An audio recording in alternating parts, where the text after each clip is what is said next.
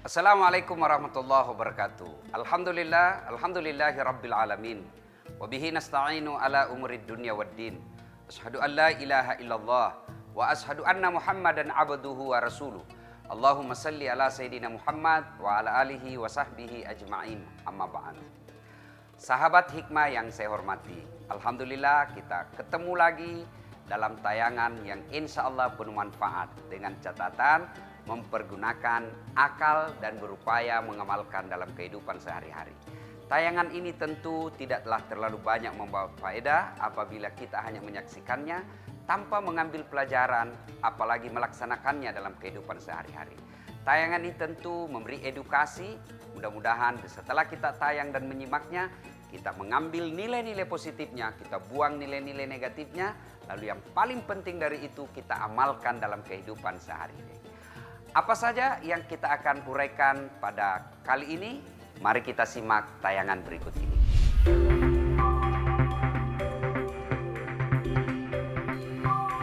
Direktorat Kriminal Khusus Polda Metro Jaya menggerebek rumah kos yang menjadi kantor pinjaman online di Cengkareng, Jakarta Barat, Senin malam. Para kolektor atau penagih jasa pinjol ini tak berkutik saat kamar kosnya digerebek polisi. Saat digerebek, para penagih ini tengah memberikan pesan ancaman kepada para korbannya. Terlihat dari pesan singkat yang tengah dikirim oleh salah satu penagih. Menurut salah satu pelaku, pemberian pesan ancaman diberikan ketika sang peminjam dana tak bisa membayar atau telat dalam pembayaran. Jika berhasil, penagih akan mendapatkan bagian dari uang yang dibayarkan oleh sang peminjam. Penagihan berbagai tahapannya, mulai dari cara halus sampai barbar. Bahkan ada yang berujung tindak pidana. Beragam cara dihalalkan debt collector online demi penuhi target penagihan. Tanpa tedeng aling-aling, data diri yang masuk dalam sistem penagihan akan diproses secara kasar. Good people lebih bijak, teliti, dan hati-hati bila mau lakukan pinjaman online. Pastikan kita meminjam dengan besaran yang mampu kita bayar.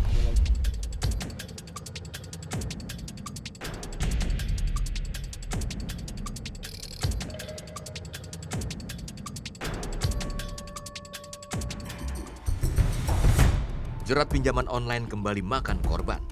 Kali ini seorang wanita 38 tahun gantung diri.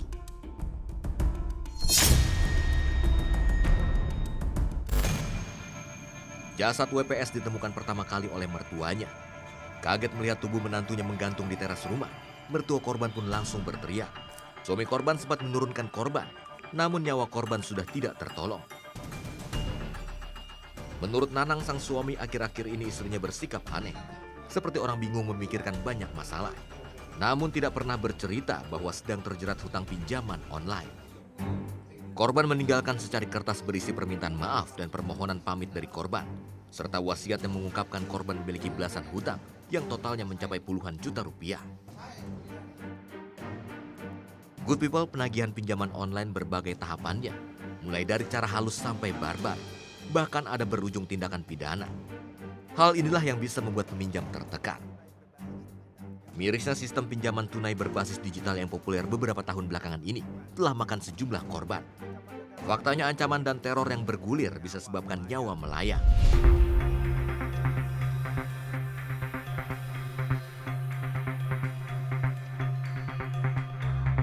Good people, belakangan kasus jeratan pinjaman online terus meningkat. Saat banyak yang kehilangan pekerjaan, bujuk rayu para penyedia jasa pinjaman online seakan tak terhindarkan. Tapi ujung-ujungnya hidup pun tak tenang karena dikejar para penagih hutang. Mirisnya, sistem pinjaman tunai berbasis digital yang mulai populer sejak beberapa tahun belakangan telah makan sejumlah korban. Faktanya, ancaman dan teror yang bergulir bisa sebabkan nyawa melayang. Pinjaman online juga ada yang ilegal dan tidak terdaftar di otoritas jasa keuangan. Bahkan tidak semuanya memiliki server di Indonesia. Banyak juga pinjaman online bodong yang harus diwaspadai. Good people, lebih bijak, teliti, dan hati-hati bila mau lakukan pinjaman online. Pastikan kita meminjam dengan besaran yang mampu kita bayar. Pemirsa, sahabat hikmah yang saya hormati, sepertinya kehidupan pinjaman online sudah akrab di tengah-tengah kita. Hampir selama pandemi ini, pinjaman online ini menjadi marak dan menjadi solusi di antara masyarakat. Ternyata meminjamnya sesuatu yang tidaklah terlalu berat, tapi mengembalikan pinjaman ini yang kemudian menjadi masalah. Seperti yang kita nonton dalam tayangan tadi, Ini akibat pinjaman online yang berujung pada putus asa dan mengambil keputusan yang sangat bertentangan agama, bunuh diri. Dan ingat, bunuh diri dalam Islam itu hukumnya haram dan pelakunya dikenai dosa besar. Bahkan sebagian ulama memvonisnya dia adalah penghuni api neraka. Nauzubillah min dzalik. Apa sebabnya? Pinjaman online. Sahabat hikmah yang saya hormati, Allah Maha Kaya. Mustahil Allah memberikan kita jatah hidup tanpa disertai dengan jatah rezeki. Allah itu Maha Pengasih, Allah itu Maha Kaya, Allah itu Maha Pemberi. Yang jadi masalah adalah bukan rezekinya kita. Karena tidak mungkin Allah tidak memberi rezeki.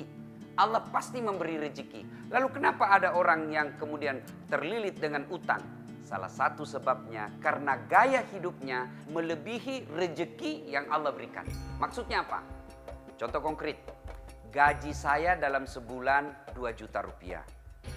Kalau mau terhindar dari utang piutang, maka hiduplah dengan gaya hidup 1,5 juta. Yang membuat kita berutang adalah gaji kita 2 juta, gaya hidup kita 4 juta. Untuk memenuhi yang 2 juta agar tercukupi yang 4 juta, maka kita ngutang. Berarti bukan rezeki yang jadi masalah, yang jadi masalah selera hidup kita. Kalau Allah memberi kita rezeki hanya mampu naik motor, ya sudahlah, kau naik motor jalani hidupmu. Yang penting ada bisa makan, bisa terpenuhi sandang pokoknya kita makan, rumah, pakaian. Sudah, jangan lagi membebani hidup kita di luar kemampuan.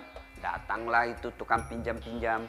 Bu, kasihan ibu kerja, kehujanan. Kami bisa berikan ini bu. Kami bisa berikan pinjaman lebih longgar, persyaratannya lebih enteng. Nah, supaya ibu bisa beli mobil. Kalau ibu punya mobil kan enak. Ke kantor tidak kehujanan, ke kampung tidak lagi pakai bus. Lebih dihormati kawan, tidak lagi bau asap. Itu kalau yang namanya kreditor, ketika dia datang mau minjamin duit, bagus sekali bahasanya. Semua yang enak-enak. Mana pernah dia cerita? Bagaimana kalau ban mobil hilang? Bagaimana kalau tabrakan? Tidak pernah dicerita. Gimana kalau kita tidak bisa bayar? Nah, pinjaman dalam Islam bahasanya utang. Utang dalam Islam boleh dengan catatan bayarnya. Utang dalam Islam sebaiknya dihindari karena dia akan melahirkan melahirkan pribadi pembohong. Kenapa pembohong? Bunyi telepon rumahnya. Pak, si ini, bilang kamu tidak ada ya? Pasti tagihan lagi tuh. Satu, menjadi kita pembohong. Yang kedua, orang yang hobi utang menjadi pribadi apa? Pribadi yang lepas silaturahminya. Putus silaturahmi. Kenapa putus silaturahmi? Karena kita menghindari orang yang akan menagih kita. Yang ketiga, orang yang banyak utangnya, terbatas langkah-langkahnya. Mau ke warkop, nanti sih ketemu lagi tuh, ditagihnya lagi. Akhirnya apa? Kita tidak bisa kemana-mana. Saudaraku, utang dalam Islam boleh, tetapi sebaiknya dihindari. Kecuali dalam kondisi-kondisi tertentu. Boleh Anda berutang dengan pakai akal sehat. Kalau saya berutang, mampu tidak saya bayar? Karena sepertinya di Indonesia ini, bukan rezeki yang jadi masalah, tetapi gaya hidup kita. Handphone. Beli handphone 4 kamera. Untuk apa 4 kamera? Istrimu cuma 1. Kecuali istrimu juga 4, ya 1 kamera, 1 istri. Kalau cuma 1 istrimu, belinya aja yang 4 supaya pakai terang-terang, supaya cerah mukamu ketika kau dipoto. Nah, ini selera hidup. Misalnya berutang, beli jilbab. Beli jilbab tidak masalah. Gajian, oke beli jilbab. Kata istrinya, Pak belikan saya jilbab. Tidak ada masalah, suaminya belikan jilbab. Tapi yang jadi masalah efek setelah beli jilbab. Apa efeknya? Pak, masa jilbabku tidak serasi warnanya dengan baju? Beli lagi baju. Sudah beli baju, beli jilbab. Pak, masa tidak matching dengan sepatu? Beli lagi sepatu. Padahal tadinya coba beli jilbab. Inilah yang disebut selera hidupnya melebihi rezeki yang Allah berikan.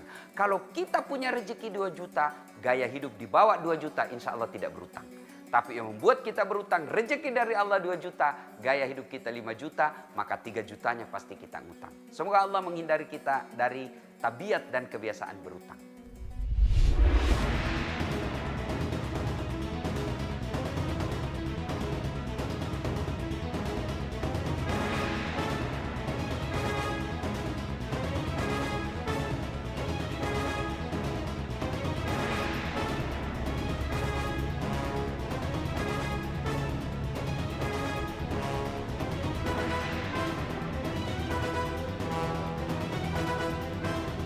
Sahabat hikmah yang saya hormati, ini contoh yang tidak patut kita teladani.